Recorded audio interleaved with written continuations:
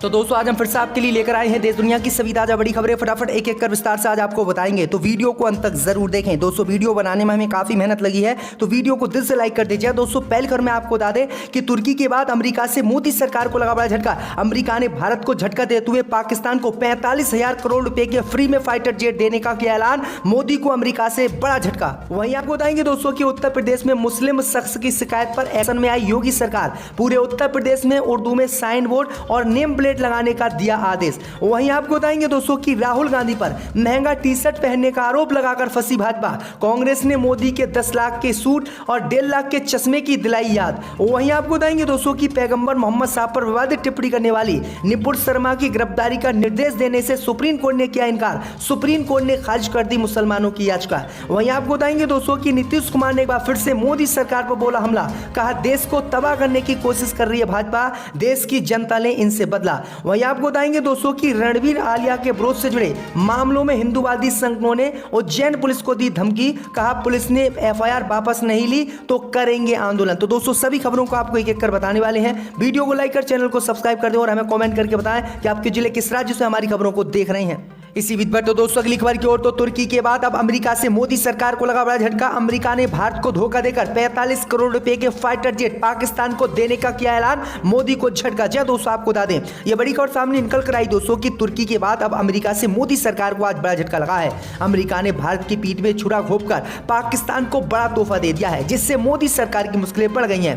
दरअसल आपको बता दें कि अमेरिका की बाइडेन सरकार की ओर से पाकिस्तान को F-16 फाइटर जेट के रख रखाव के लिए 45 करोड़ रुपए की सहायता राशि को मंजूर दी गई है। साल 2018 के बाद से अमेरिका की ओर से पाकिस्तान को दी गई ये सबसे बड़ी आर्थिक मदद है। साल 2018 में अमेरिका के तत्कालीन राष्ट्रपति डोनाल्ड ट्रंप ने पाकिस्तान को दी जाने वाली सुरक्षा सहायता पर यह कहते हुए रोक लगा दी थी कि पाकिस्तान आतंकवाद से अमेरिका की लड़ाई में कुछ सहायता नहीं कर रहा है। लेकिन अब बाइडेन प्रशासन ने पाकिस्तान के लिए अपना खजाना खोल दिया है, वो भी तब जब पाकिस्तान चीन से अपने संबंधों को आगे बढ़ा रहा है। हालांकि अमेरिका द्वारा दी जा रही इस सहायता पर भारत ने सवाल उठाए हैं और मोदी सरकार ने इसकी आलोचना की है। लेकिन अमेरिका ने कहा है कि पाकिस्तान और भारत के साथ अलग अलग संबंध हैं। ये कुछ ऐसा नहीं है कि हम भारत की सहायता करें तो पाकिस्तान की सहायता नहीं कर सकते। हम दोनों ही देशों की सहायता करेंगे और पाकिस्तान हमारा अच्छा मित्र है, भारत को इसका विरोध नहीं करना चाहिए। तो ये बड़ी अपडेट आई दोस्तों कि अमेरिका ने पाकिस्तान की मदद करते हुए मोदी सरकार को भी फटकार लगा दी, जबकि मोदी सरकार इससे पीठ में छुरा बता रही है। इसी बीच पर तो दोस्तों अगली खबर की ओर, तो मुस्लिम शख्स की शिकायत के बाद एक्शन में आई योगी सरकार। पूरे उत्तर प्रदेश में उर्दू में साइन बोर्ड लगाने का किया ऐलान। जब दोस्तों आपको बता दें कि उत्तर प्रदेश की योगी आदित्यनाथ सरकार ने मुसलमानों के समर्थन में आज बड़ा कदम उठाते हुए नया आदेश दिया है कि राज्य के सभी सरकारी अस्पतालों में उर्दू में भी साइन बोर्ड और नेम प्लेट लिखे जाएंगे।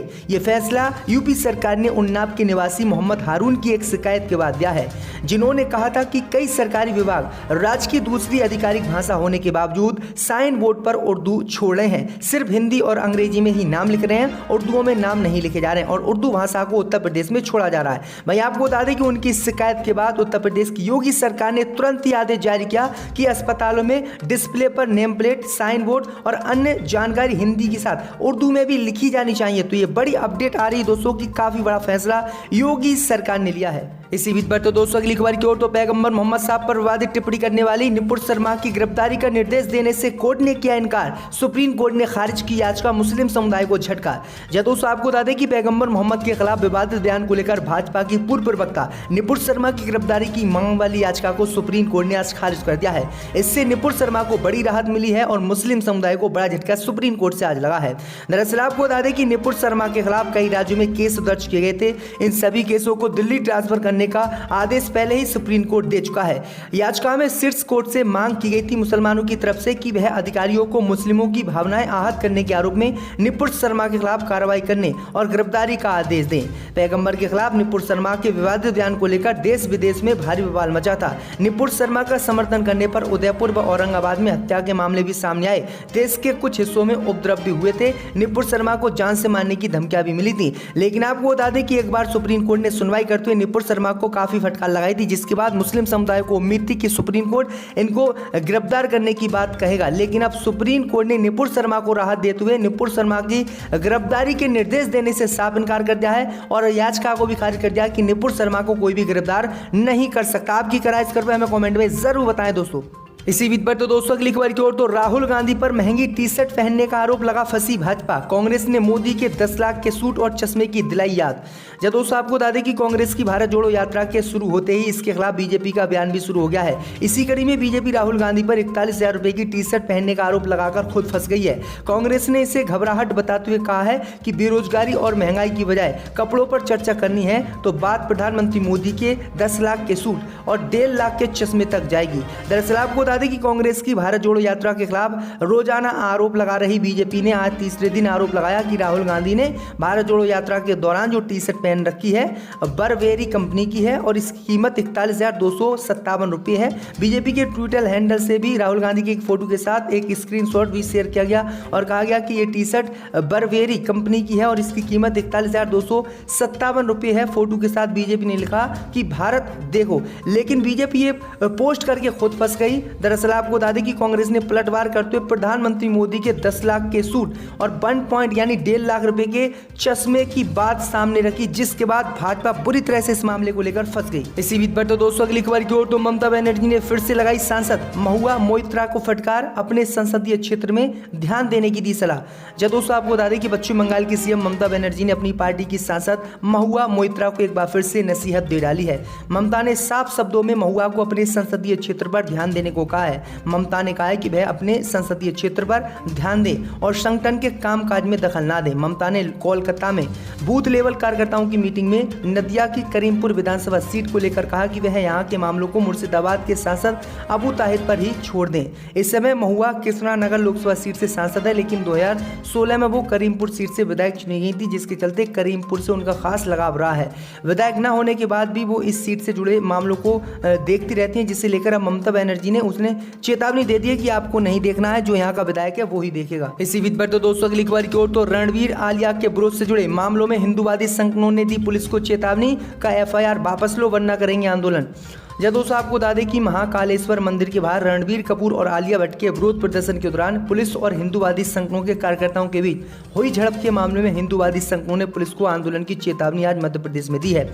हिंदूवादी संगठनों की ओर से पुलिस द्वारा दर्ज किए गए प्रकरण को वापस लेने के साथ दोषी पुलिसकर्मियों को तुरंत हटाने की मांग की जा रही है। उल्लेखनीय है कि भगवान महाकाल का आशीर्वाद लेने उज्जैन पहुंचे फिल्म अभिनेता रणबीर कपूर और आलिया भट्ट का बजरंग दल ने जोरदार विरोध किया था। इस दौरान बजरंग दल कार्यकर्ताओं और पुलिस के बीच हाथापाई हुई। महाकाल थाना पुलिस ने इस मामले में बजरंग दल कार्यकर्ता के खिलाफ साकी कार्य में बांधा डालने का मुकदमा भी दर्ज किया। बजरंग दल के जिला संयोजक अंकित चौबे ने बताया कि हिंदूवादी संगठनों की मांग पर महाकाल थाने के उप निरीक्षक बल्लू मंडलोई को लाइन अटैच कर दिया गया है। अभी उनकी मांग पूरी नहीं हुई है और सभी और जो है दोषी अभी और भी हैं पुलिसकर्मी और उन्हें हटाया जाए। तो किस तरह से गुंडागर्दी ये खुद कर रहे हैं बजरंग दल वाले और खामियाजा पुलिस को भुगतना पड़ रहा है। इसी बीच पर तो दोस्तों अगली खबर की ओर तो महाराष्ट्र में कब्र की सजावट पर आपस में भिड़े शिवसेना बीजेपी, कहा समंदर में क्यों नहीं फेंका याकूब मेमन का शव। जब दोस्तों आपको बता दें कि मुंबई बम धमाके के अपराधी याकूब मेमन की कब्र को सजाने को लेकर महाराष्ट्र में राजनीति हो रही है। भाजपा का आरोप है कि आतंकी याकूब की कब्र को मजार बनाने का प्रयास महाराष्ट्र में हो रहा है। आरोप है कि महाविकास अघाड़ी की सरकार के चलते याकूब मेमन की कब्र को मजार बनाने का प्रयास किया गया। इस पर अब राजनीति हो रही है। भाजपा उद्धव ठाकरे और शरद पवार को घेर रही है। वहीं शिवसेना की ओर से पलटवार किया गया है। शिवसेना का कहना है कि जब आतंकवादी का शव परिवार को सौंपना ही नहीं था तो भाजपा सरकार ने याकूब का शव उसके परिवार वालों को क्यों दिया था। दूसरी ओर नेशनल कॉन्फ्रेंस नेता ने कहा कि सब कुछ इसमें कुछ भी गलत नहीं है। वहीं इस मामले को पहले भाजपा नेता राम कदम ने उठाया था। उन्होंने आरोप लगाया था कि याकूब मेमन की कब्र को मजार में परिवर्तित किया जा रहा है। तो ये बड़ी अपडेट आ रही दोस्तों। इसी बीच पर तो दोस्तों अगली खबर की ओर तो नीतीश कुमार का एक बार फिर से मोदी सरकार पर हमला, कहा देश को तबाह करने की कोशिश कर रही है भाजपा। जब दोस्तों आपको बता दें कि बिहार के मुख्यमंत्री नीतीश कुमार दिल्ली के 3 दिवसीय दौरे के बाद गुरुवार को पटना लौट चुके हैं। नीतीश कुमार का मानना है कि उनका दिल्ली दौरा सफल रहा। उन्होंने कहा कि बीजेपी देश को तबाह करने की कोशिश कर रही है। बिहार के सीएम ने कहा कि मैं विपक्षी नेताओं को एकजुट करने का काम कर रहा हूं और मेरी कोशिश जारी रहेगी। मेरा दृढ़ विश्वास है कि विपक्षी नेता जल्दी एकजुट होंगे और सभी बीजेपी के खिलाफ लड़ाई में अपना योगदान देंगे। 2 से 3 महीने में प्रधानमंत्री पद के उम्मीदवार पर फैसला अंतिम होगा। फिलहाल मैं विपक्षी दलों का प्रधानमंत्री पद का उम्मीदवार नहीं हूं। नीतीश कुमार ने कहा है कि हम काम में विश्वास रखते हैं और बिहार में विकास कार्य कर रहे हैं। जब मैं बिहार की कमान संभाली थी तब बिहार की प्रजनन दर 4 4.3 थी और अब लड़कियों की शिक्षा के कारण ये 2.9 हो गई है। हम काम करते हैं, प्रचार नहीं। बीजेपी पर उन्होंने निशाना साधते हुए कहा है कि बीजेपी अब एक बदली हुई पार्टी है, ये बीजेपी नहीं है जो अटल जी के समय हुआ करती थी। बीजेपी की नीतियाँ और नियम बदल गए हैं। तो ये बड़ी अपडेट आई नीतीश कुमार ने ये बड़ी बातें आज कही हैं।